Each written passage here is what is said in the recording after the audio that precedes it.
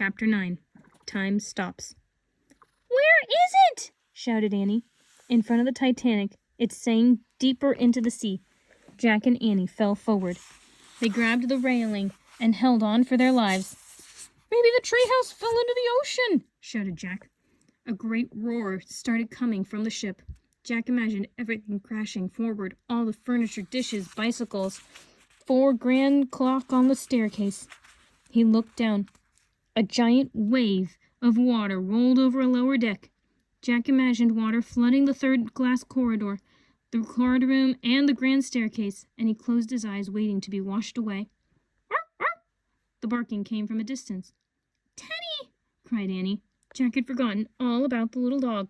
Holding onto the railing, he used one hand to pull off his knapsack. Teddy wasn't there. There was more frantic barking.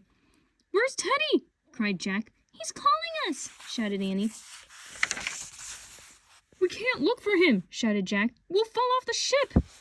Teddy barked and barked. "He's close by!" said Annie. She held onto the railing and moved slowly toward the steep deck. "Annie!" cried Jack. Suddenly the light on the Titanic went out. The world was pitch dark. Jack couldn't see Annie at all. "Annie!" he shouted. He tried to move down the deck too, but the ship tilted again. Jack slipped and fell. He rolled until he crashed into a smokestack. "Jack!" cried Annie. "Here! Here!" Teddy kept barking. The back of the Titanic was rising out of the ocean. The front of the ship was going down. Jack tried to go around the smokestack without falling. In the dark, he could barely see the treehouse. It was stuck between the smokestack and the railing. It was lying on its side. Annie and Teddy were looking out the window. Teddy's barking led me here, cried Annie. "Hurry, Jack!" Jack crawled around the smokestack. He held out his hand. Annie grabbed it. She pulled him into the treehouse. Teddy licked his face. "I wish we could go home," shouted Annie, pointing at the Pennsylvania book. Jack heard a loud crack. The wind started to blow. The treehouse started to spin. It spun faster and faster. Then everything was still. Absolutely still. Chapter 10. A Touch of Magic. "Oh, man," whispered Jack. He was lying on the floor of the treehouse. He was wearing his pajamas and rain poncho again. "You okay?" Annie asked. "Yeah, you?" said Jack. "My heart's beating really fast," said Annie. "Mine too," said Jack. He thought of the Titanic sinking into the cold Black Sea. His eyes filled with tears. "It was terrible," he said. Annie nodded. Jack could see tears on her cheeks. Teddy licked Jack's face. "Hey," said Jack, "how did you get out of my knapsack?" Teddy whined. "Aww." Jack and Annie stroked his furry head and ears. "I think he has a touch of magic," said Annie. Slowly Jack sat up. "He saved our lives," he said. "And now we have the first gift to break the spell he's under," said Annie. She turned on her flashlight and shined it on the silver pocket watch that hung from her neck. "Lucy's gift," she said. The watch had stopped. The hands were at 2:20. Jack was silent. Then he sighed. "That's exactly when the ship went down," he said. Annie looked at him. "I guess that's when time stopped for the Titanic," she said. Jack nodded. Annie put the pocket watch on top of Morgan's note. "A gift from a ship lost at sea," she said softly. They were both quiet. Then Jack took off his glasses and wiped the tears from his eyes. Annie stood up. She took a deep breath. "I'm ready to go," she said. "Let's put Teddy in your pack and take him home with us." She shined her flashlight around the treehouse.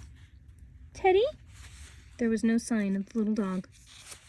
"He's not here," said Annie. "What are you talking about?" said Jack. "We were just petting him." "He's up to his magic tricks again," said Annie. She sighed. "We'll have to go home without him." "But what happened to him?" said Jack.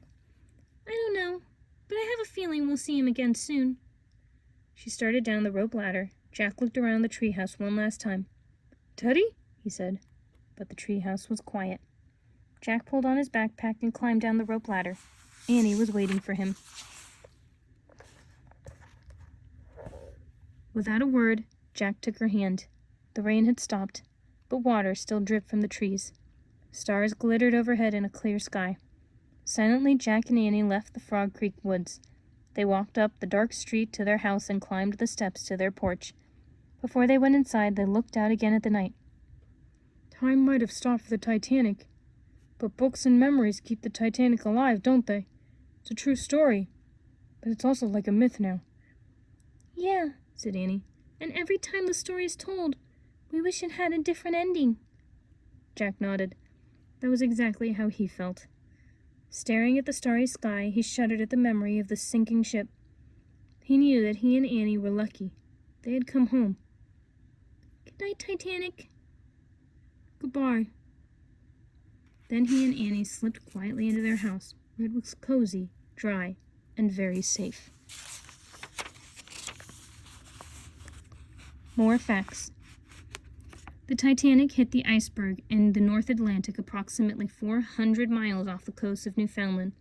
The Titanic was considered unsinkable because she was built with huge watertight doors to contain any possible leaks. However, when the ship hit the iceberg, 6 watertight compartments quickly filled up with water, dooming the ship. The signal SOS was chosen as an international distress call because of its simplicity. Of the 3 letters in Morse code, 3 dots, 3 dashes, and 3 dots.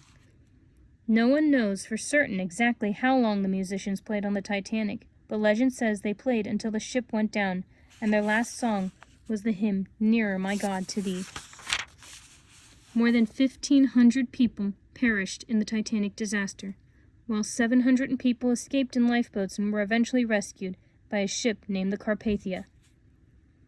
After the sinking of the Titanic, laws were changed so that every ship was required to have lifeboats enough to carry all of their passengers. Also, the International Ice Patrol was formed so that ships would have warnings about ice conditions. In 1985, a scientist named Dr. Robert Ballard discovered the undersea wreck of the Titanic.